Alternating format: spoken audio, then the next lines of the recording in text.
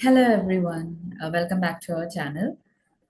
ഇന്ന് നമ്മൾ ഒരു ബിസിനസ് അല്ലെങ്കിൽ ഒരു പ്രൊഫഷണൽ സ്പേസിൽ നിങ്ങൾക്ക് യൂസ്ഫുൾ ആവുന്ന ഒരു കാര്യമാണ് ഡിസ്കസ് ചെയ്യാൻ പോകുന്നത്.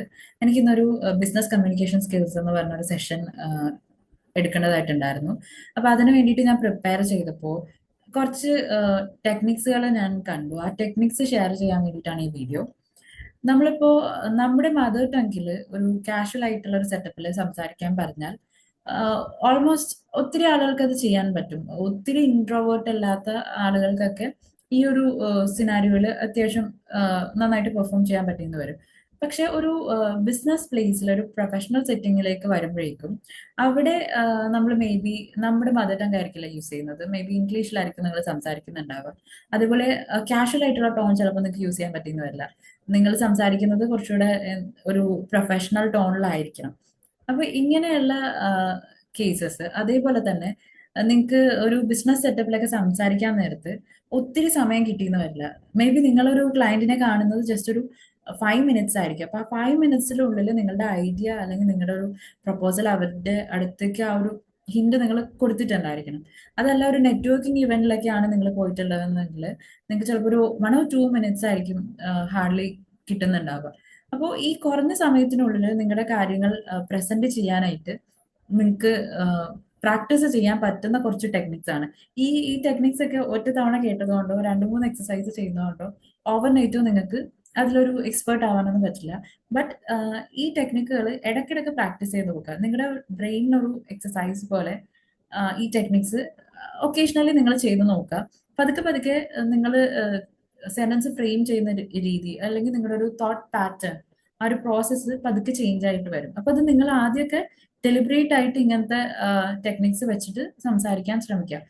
ഫോർ എക്സാമ്പിൾ, ഞാനിപ്പോൾ ഒരു 5 ടെക്നിക്കാണ് പറയുന്നത്. അതിൽ ഏതെങ്കിലും ഒരു ടെക്നിക്ക് പിക്ക് ചെയ്തിട്ട് നിങ്ങൾ എല്ലാ ദിവസവും കുറച്ചധികം സെന്റൻസുകൾ ഈ ഒരു ടെക്നിക്ക് വെച്ച് ചെയ്ത് നോക്കുക. ദെൻ അടുത്ത ടെക്നിക്ക്, അടുത്ത ആഴ്ച അടുത്ത ടെക്നിക്ക് എന്നുള്ള രീതിയിൽ ചെയ്യാം. അപ്പൊ ഞാൻ ഫസ്റ്റ് പറയാൻ പോകുന്ന ടെക്നിക്ക് ഇതാണ്: വൺ സെന്റൻസ് പർപ്പസ്.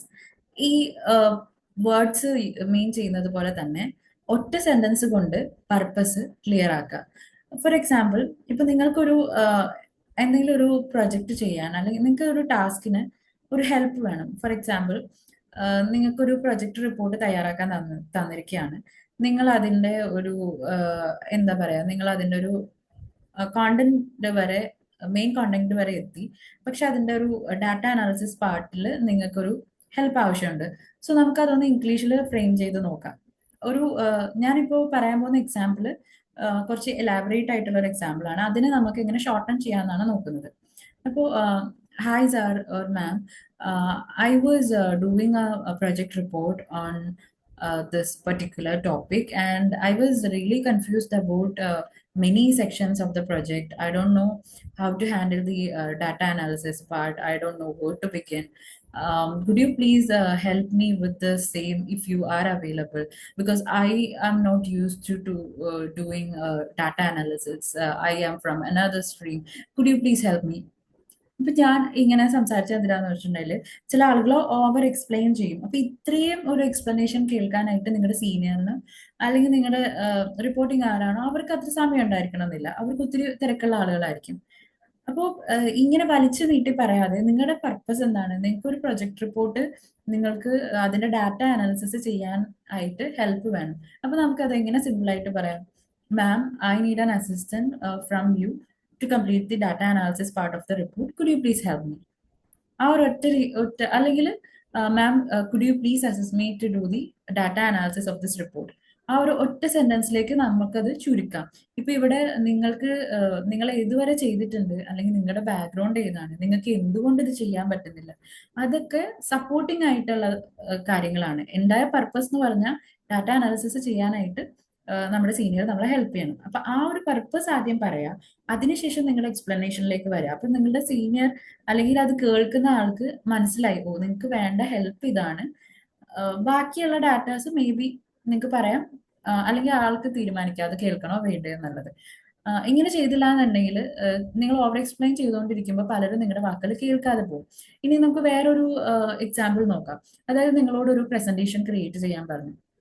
അപ്പോൾ നിങ്ങൾ പറയാണ്, നിങ്ങൾ അതിനൊരു ഹെൽപ്പ് ചോദിക്കുകയാണ്.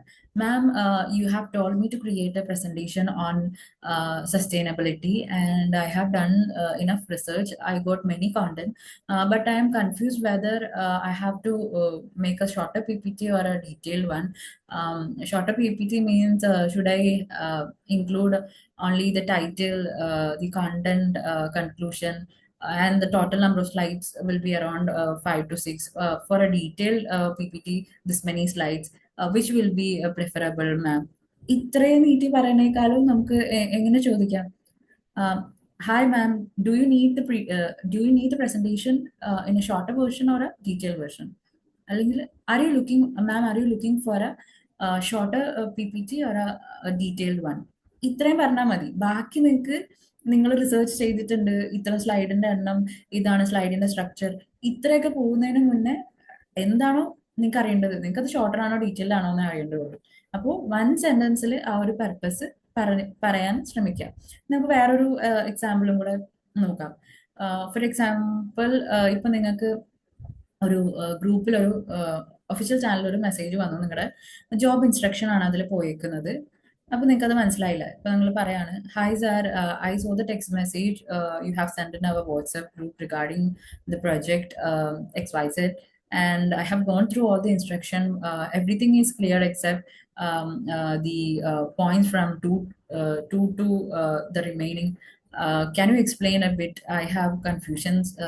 ഇങ്ങനെ നിങ്ങൾ പറഞ്ഞുകൊണ്ടിരിക്കുമ്പോൾ തന്നെ അവരത് സ്റ്റോപ്പ് ചെയ്യാൻ പറഞ്ഞിട്ടുണ്ടാവും. ഇത്രയും പറയുന്നതിന് മുന്നേ നമുക്ക് എന്ത് പറയാം? Sir, I have seen the message you have sent in the group. Could you please explain it once again?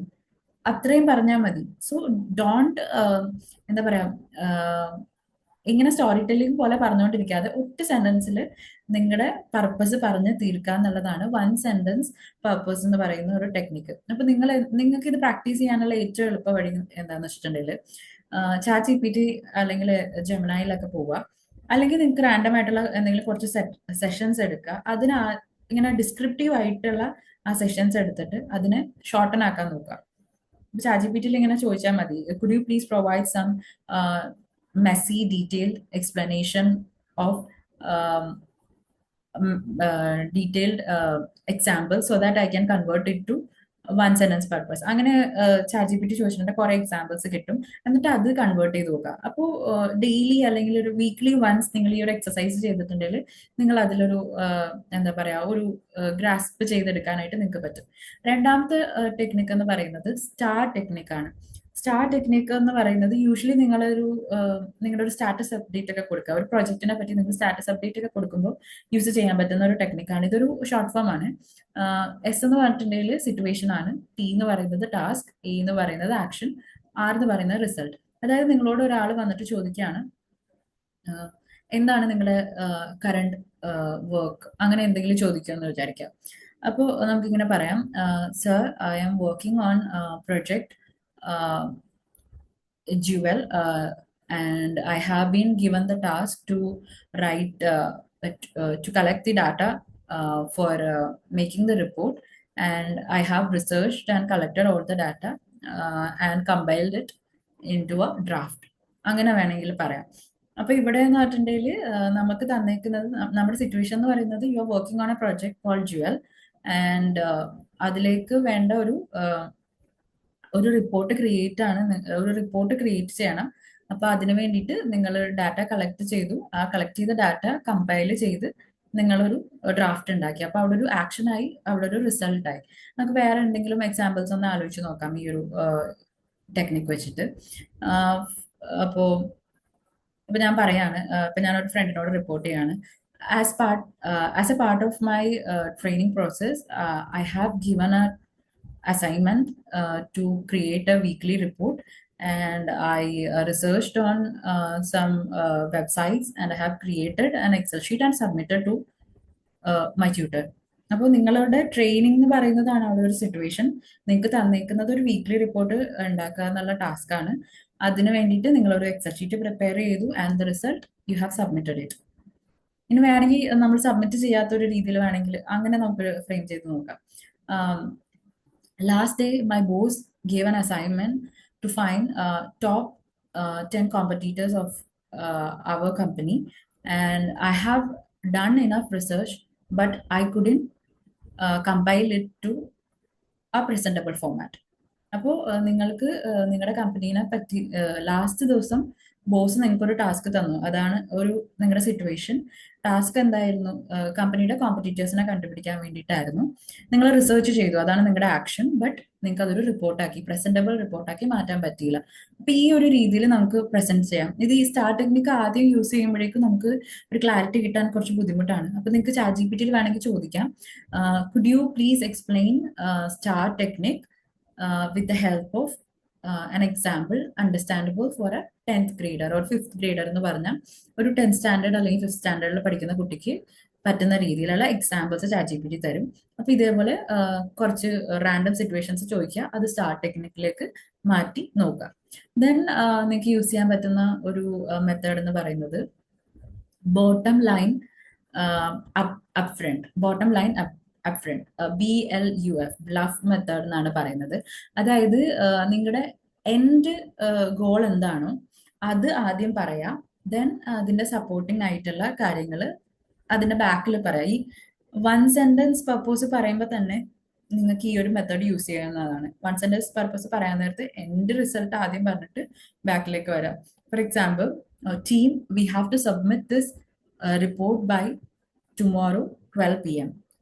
Then paraya, because our client have an urgent audit or some technical works going on, so they have to get the report from us tomorrow itself, so they can plan accordingly for their audit. അങ്ങനെ പറയാം. എന്ന് വെച്ചാൽ നമ്മൾക്ക് അടുത്ത ദിവസം ഈ report കൊടുക്കണം എന്നുള്ളതാണ് നമ്മളുടെ എന്ത് ബോട്ടം ലൈൻ, ഏറ്റവും ഇമ്പോർട്ടൻ്റ് ആയിട്ടുള്ള ആ ഒരു എൻഡ് റിസൾട്ട്. ഇനി അത് എന്തിനാണ് കൊടുക്കേണ്ടത് എന്നുള്ളത് പിന്നീട് പറയാം. അപ്പൊ ഞാൻ ഓടി വന്ന് ടീമിനോട് പറയാണ്, നമ്മുടെ ക്ലയന്റിന് നാളെ ഒരു ഓഡിറ്റ് ഉണ്ട്, അപ്പൊ ഓഡിറ്റിന് മുന്നേ എല്ലാ ഡോക്യുമെന്റ്സും അവർക്ക് കൊടുക്കേണ്ടതായിട്ടുണ്ട്.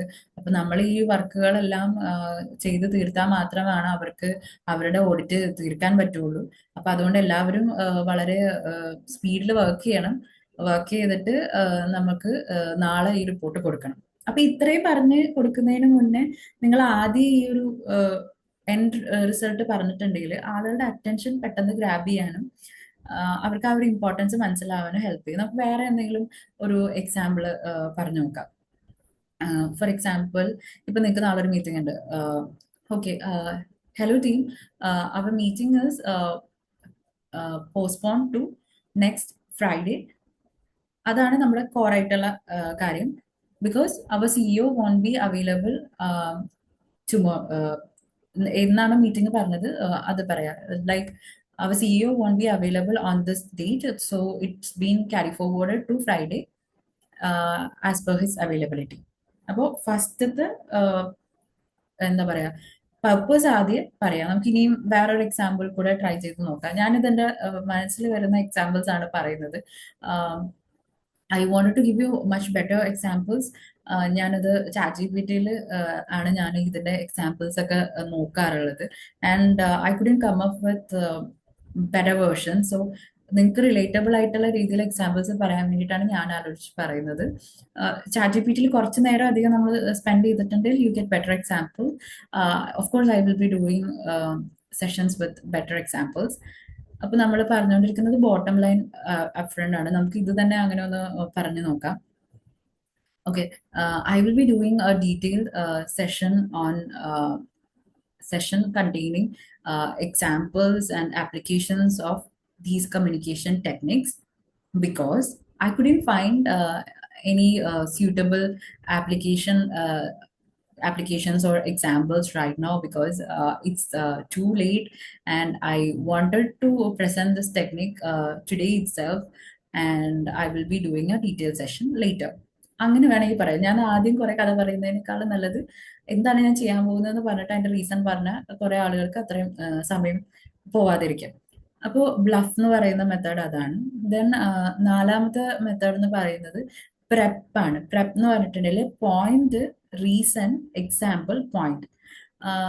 ഫോർ എക്സാമ്പിൾ, ഇപ്പോ എന്താ പറയാ, നീ കുറച്ച് ദിവസമായിട്ട് you are getting so irritable these days.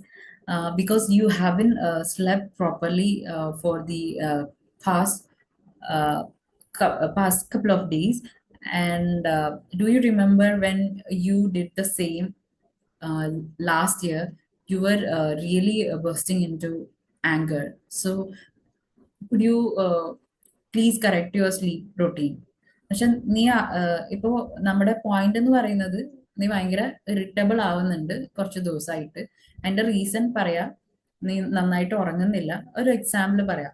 നേരത്തെ കഴിഞ്ഞ വർഷം ഇതേപോലെ ഈ ഒരു സമയമായപ്പോഴേക്കും നീ ഇങ്ങനെ ഉറക്കം നിന്നിട്ട് ആംഗ്രി ആയിട്ടുണ്ടായിരുന്നു. എന്നിട്ട് പറയാ എക്സാമ്പിൾ പോയിന്റ്. അപ്പൊ അതുകൊണ്ട് നീ ഒന്ന് ഉറക്കം കറക്റ്റ് ആക്കണം. ആ ഒരു രീതിയിൽ പറയാം. ഇനി നമുക്ക് വേറെ എന്തെങ്കിലും ഒരു എക്സാമ്പിളും കൂടെ പറയാം. എന്താ ഇപ്പൊ പോയിന്റ് ആണ്, you should consult a psychologist because you are getting a lot of stress these days. One of my friend have gone to a therapy session last weekend, and she felt so relaxed after attending the session. അപ്പൊ നമ്മള് പറയാണ് എന്താ നിനക്ക് ഇത്രയും work stress ഉണ്ടാവുന്നുണ്ട്. നീ നീ നിനക്കപ്പോ ഈ എന്താ പറയാ ഈ ഒരു നിനക്ക് ഇത്രയധികം വർക്ക് സ്ട്രെസ് ഉണ്ടാവുന്നതുകൊണ്ട് നീ ഒരു തെറാപ്പി അറ്റൻഡ് ചെയ്യണം. തെറാപ്പി അറ്റൻഡ് ചെയ്യണം എന്നാണ് ആദ്യം പറയുക. That is the point. അല്ലെങ്കിൽ ഒരു സൈക്കോളജിസ്റ്റിനെ കാണുക. റീസൺ നിങ്ങൾക്ക് വർക്ക് സ്ട്രെസ് ഉണ്ടാവുന്നുണ്ട്. എന്നിട്ട് ഒരു എക്സാമ്പിൾ പറയാം. എൻ്റെ ഒരു ഫ്രണ്ട് ഇങ്ങനെ സൈക്കോളജിസ്റ്റിനെ കണ്ടിട്ടുണ്ടായിരുന്നു. അപ്പൊ അവർക്ക് കുറച്ചുകൂടെ ബെറ്റർ ആയിട്ട് തോന്നി. സോ നീ ഒരു സൈക്കോളജിസ്റ്റിനെ കാണണം.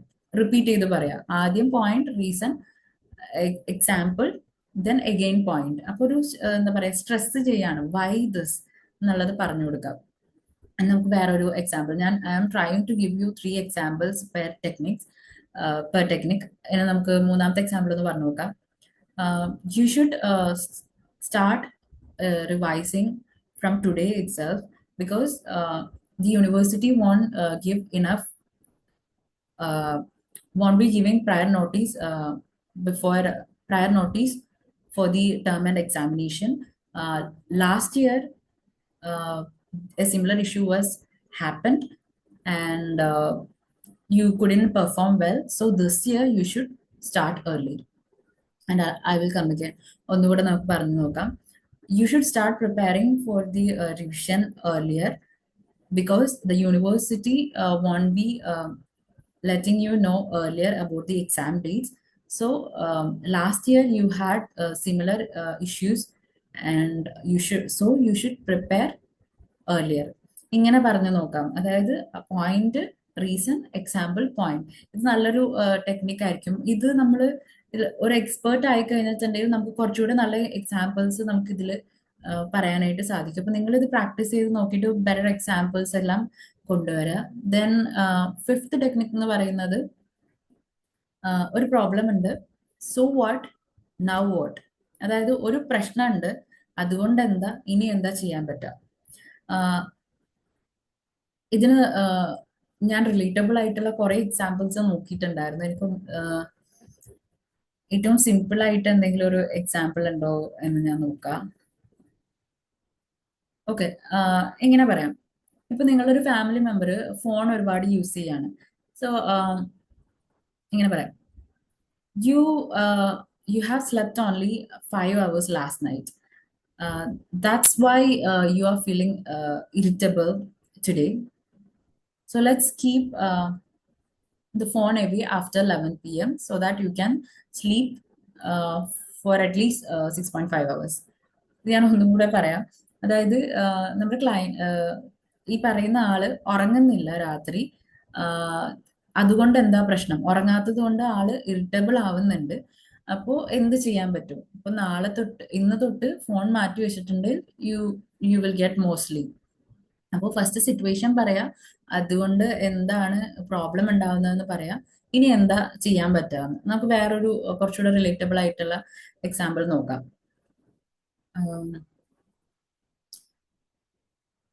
ഫോർ എക്സാമ്പിൾ, നിങ്ങളിപ്പോ എല്ലാ ദിവസവും പഠിക്കുന്നില്ല.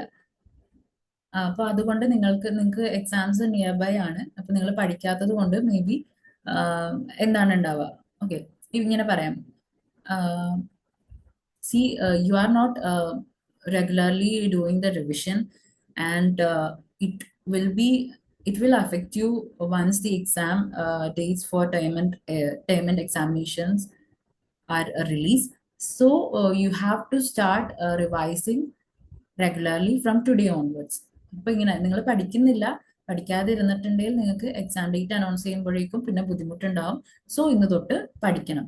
അപ്പൊ so what, now what, situation ഇതാണ്, അതുകൊണ്ട് എന്ത് ചെയ്യാം, അതുകൊണ്ട് എന്താണ് എഫക്റ്റ് ഉണ്ടാവുന്നത്, ആ എഫക്റ്റിനെ ഓവർകം ചെയ്യാൻ ഇപ്പൊ എന്ത് ചെയ്യാം. അപ്പൊ ഞാൻ ഇത് നമുക്ക് ഈ ഒരു സെഷൻ കുറച്ചുകൂടെ എൻഗേജിങ് ആക്കാനായിട്ട് ഞാൻ ഈ ഓരോ ടെക്നിക്കുകളെ പറ്റിയിട്ടുള്ള ഒരു ഡിസ്ക്രിപ്ഷൻ കൊടുക്കാം. And you have to come up with some example. ഓരോ ടെക്നിക്കിന്റെയും കുറച്ച് എക്സാമ്പിൾസ് പറയാം. ഇപ്പോൾ you can use this BLUF method, bottom line up front. അത് വെച്ചിട്ട് ഒരു സെന്റൻസ് ഫ്രെയിം ചെയ്ത് താഴെ കമന്റ് ചെയ്യാം.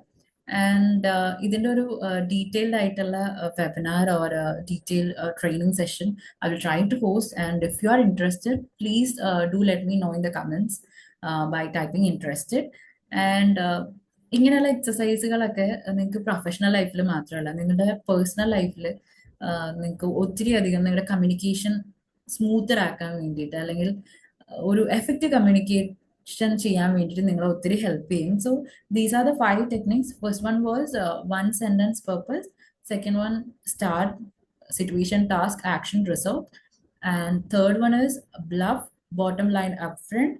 And fourth one was prep, point, reason, example, point. And the fifth one, so what, now what. So practice all these techniques every day or on a weekly or monthly basis, and you will really feel the difference. And if you like the session, please do let me know, and don't forget to like, comment, and share this video to your friends, and I'm sure it will be helpful for many. Thank you so much.